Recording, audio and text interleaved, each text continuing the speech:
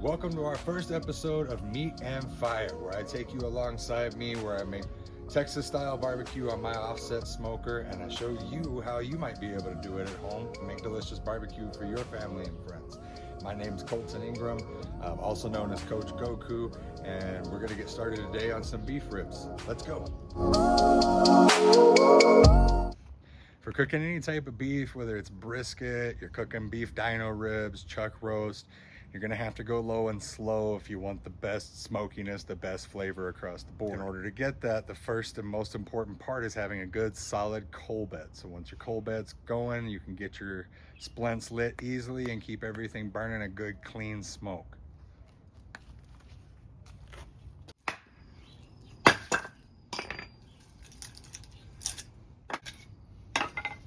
Depending on the size of your burner, you don't want splints that are real big like this one, because if you look at the size of the firebox I have over here, we're gonna wind up having too much heat in that box if we've got too big of splints. So we want splints that are nice and small, they're gonna catch real easy. This one here is actually probably a good size.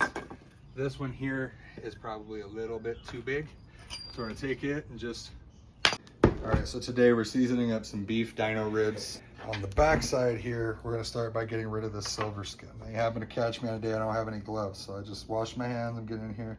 I'm gonna start by getting under this very first layer of skin with your fork and kind of prop this skin up. Once you've created a layer in here where you can get your fingers underneath there, you just kind of want to get in and peel that silver skin off the back layer. I'm gonna peel that all the way off of there. It should just kind of come right off. It's just that first layer. We just want the meat to cook underneath. We want it to render good.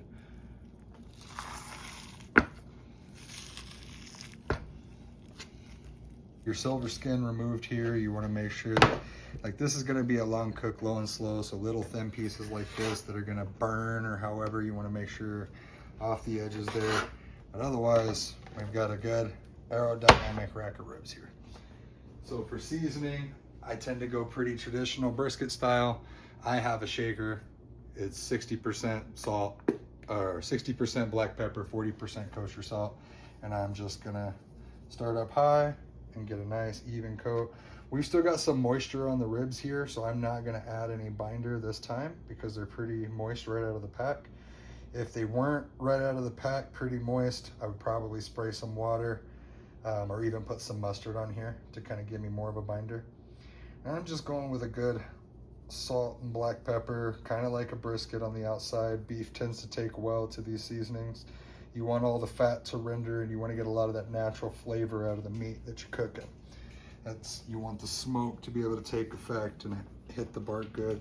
Right along here, you want to make sure that you're seasoning your edges of your meat. You don't want to leave any part kind of not seasoned. And then even on the back side here, we're gonna flip it over. And we're just gonna make sure that we have a nice even coat of seasoning across the back side, just so that we get the flavor real nice and good all the way through the ribs.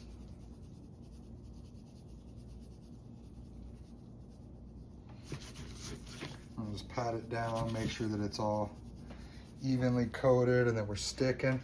Right here, we've got these edges. We want to make sure that we've got seasoning in every bite. That's what we're looking for. Nobody likes to go to a barbecue and take a bite of a rib that's bland. And once we've gotten our even coat of salt and pepper on here, just for these ribs, I'm going to throw a little bit of garlic powder on here. Again, we're going to come up high. And we're just going to do a nice even coat. We just want this to kind of add to that bark. We're going to get a little bit of a garlicky flavor. But keep in mind, later we're going to be putting barbecue sauce on these ribs, so we don't need to over season. We just want enough that as it cooks into the meat and it renders that fat, that we get flavor in every bite. So you see how your coals here, the fire has now started to reach up to the top, and we have no smoke left on these coals. You want to wait just a little bit longer, let that flame finish turning them coals white, and then we're going to be ready to dump those in. We'll have our coal bed. Okay, so now that we've got white hot coals. We're gonna dump our charcoal in and get our initial coal bed. Today, I'm gonna be using hickory wood. I know a lot of people run post oak. I'm from Texas, they use oak in Texas. I'm from West Texas, we didn't have nothing but mesquite. Here in Colorado, where I'm at now, hickory is one of the easiest, most flavorful woods. It's easiest to get. So we look over here and we look at the top of our coals. We see white, most of the black is all burned off. So we're gonna go ahead and get that dumped into our firebox here. And that's our initial bed. We're gonna take that, get these over on the end here, get our coals together. I'm gonna take a couple of pieces, a couple of decent sized pieces for making this coal bed. So we're actually gonna come initially over temp. We're gonna come up a little bit higher than where we wanna be for beef ribs. Usually I'll hang out on a smoker, offset smoker. You're not gonna run perfect temp. So we're looking between 225, 275. 225 is a lower, slower profile. That 250, 260 range is gonna give us a little bit of that mallard response, give us that bark, give us that good color, which everybody wants when you're doing beef barbecue. So first thing we're gonna do is we're gonna lay down about 3 pieces here, nice and close together, and start getting our wood burning and get a fire going.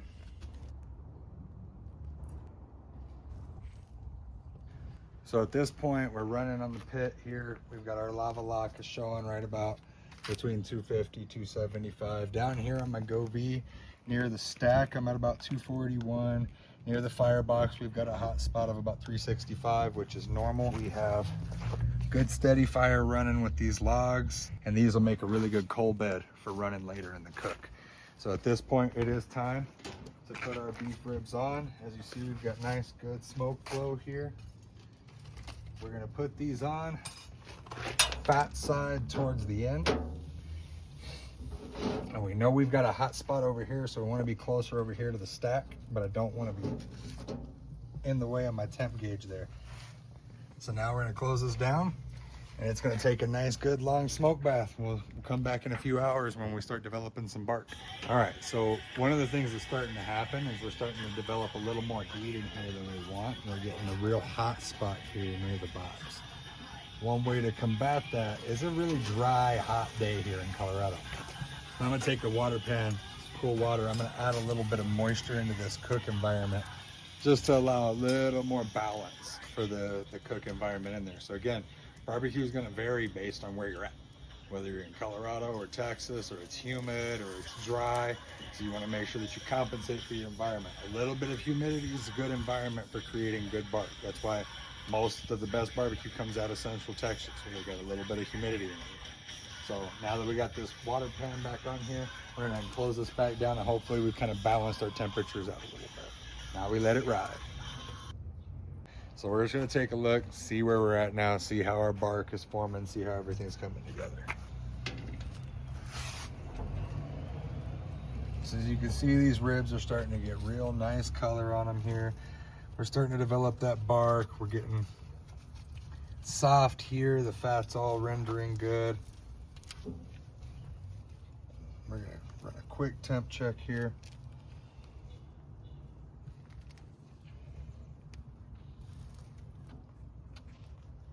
And get into the fat part of the meat here. Oh, I think I went through there. Hold on. So we're just hitting about 170, so we're about ready for a wrap at this point. Now, if you look here on the bark, we've got some moisture here towards the back, but we've got some spots here that are getting a little bit dry. So we've got 1 part apple cider vinegar to 3 parts water, and we're just gonna hit a little spritz on here.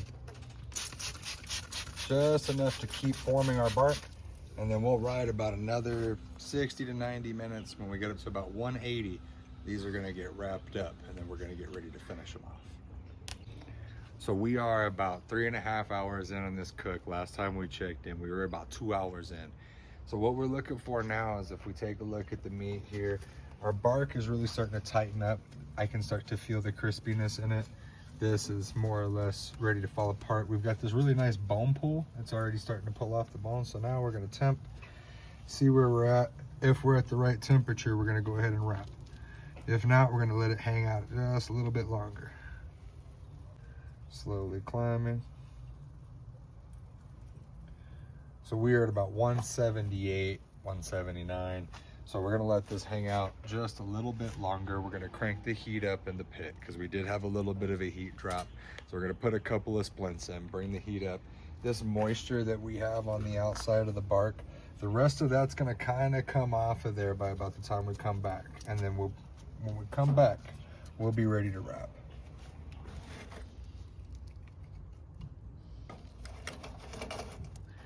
Right here, we're starting to get a smaller coal bed, so we're gonna add one more smaller splint in here. And we're gonna have a little bit of a heat drop at first until these get burning, and then we'll have a little spike. But we're putting these in here close together so they'll have a long burn, and then we'll reestablish our coal bed to finish off our cook.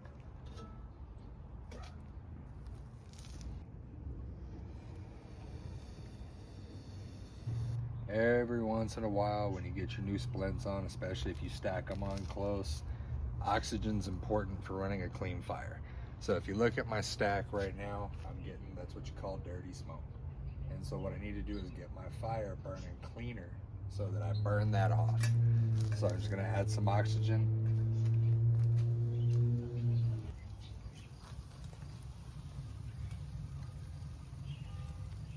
We are gonna go ahead and wrap and let them finish at this point. So we're just gonna keep our heat source going. We're gonna wrap them up in some beef tallow. I'll show that here in just a second. And then we're just gonna let them finish coming up to about 200, 205, and then we're done.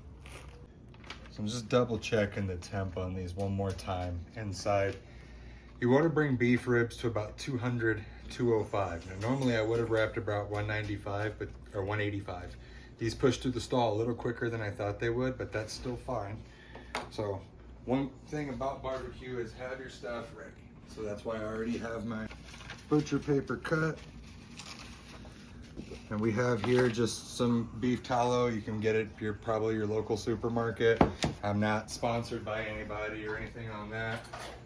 And we're just gonna take a couple of spoonfuls of this. This is just when you're doing beef, it makes good for letting your flavors stay in, adding a little additional moisture, sealing in that bark as you finish your cook.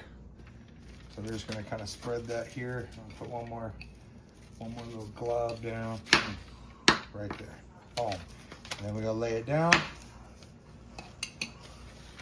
Meat side down on the tallow here. Look at that back, looking like James Brown in a concert. That's what you want out of some good beef ribs as they're coming along. You want to wrap these good and tight. You don't want a lot of airflow in here, because now what we want to do is just lock in our moisture and solidify our bark. That's the goal. So these will go back on just till they're over that 200 mark, and then they will come in to rest. So here we go. So these will go back on your pit just like this. You're running around the same temp that you've been running, just to finish bringing them up to temp. This is just to lock in some moisture and solidify that bark. That's the only reason for the wrap. So these ribs have been resting now for about an hour and a half in the oven. Pro trick with your oven, if you've got an electronic one, you can actually bring it down in temp. Mine goes up to -35, so I can normally keep warms 175. I can do 140, which is about perfect temperature for beef. Rest is always important. You want to let your meat be able to reabsorb, any moisture, that sort of thing. So last time we checked in on the pit, we were actually going on to wrap with these, but a key element that I left out was when I temped these at the 195, it was, like butter. It was going right in. And so aiming for a specific temperature like 200 or 205 could lead to you overcooking your meat. So let the meat tell you when it's done. So once I got it wrapped in the tallow, I went ahead and pulled it off, let it rest. So now it's been resting. And here you can see that there's still plenty of moisture in this wrap. Off. Get these on the cutting board here. We have a little bit of moisture in our pan that it was resting in. Not a whole lot, but we're going to use it. So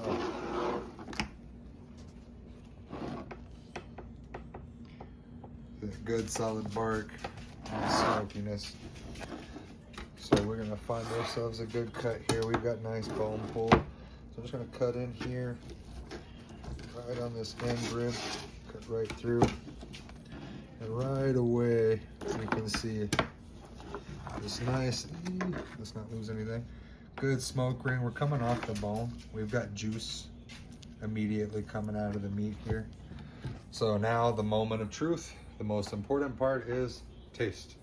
Let's see what we think here. Pulls right off the bone. That's what we're looking for. That's pretty much a perfect bite. It's got nice smokiness. It's right off the end here. We've got a crispy bark. It's a juicy bite. The salt and pepper penetrated. You can taste the garlic. Excuse me.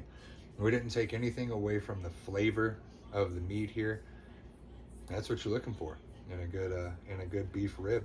So there you go, start to finish. Beef ribs on an Old Country Pecos. If you made it this far, thank you for sticking around for our first episode of Meat and Fire. This is about a 6-hour cook from start to finish. We started about 2 p.m. It's about 7 p.m. now with resting time and all 8 p.m. So please like, subscribe, hit the notification bell, share, comment what you'd like me to cook next, any questions that you might have about fire management or anything else, and we'll catch you next time.